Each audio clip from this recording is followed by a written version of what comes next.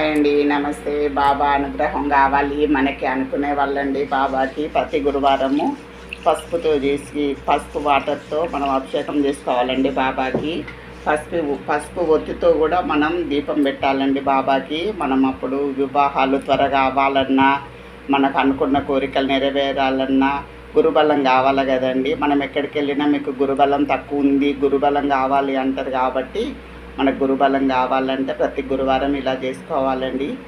చాలా చాలా మంచిదండి.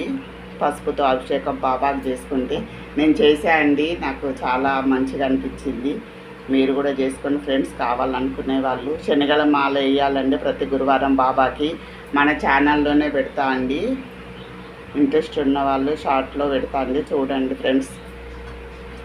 బాబాకి పచ్చగా ఏదైనా అండి, కేసరి కానీ శనగలు కానీ ప్రతి గురువారం మనం నైవేద్యం పెడితే చాలా మంచిదండి.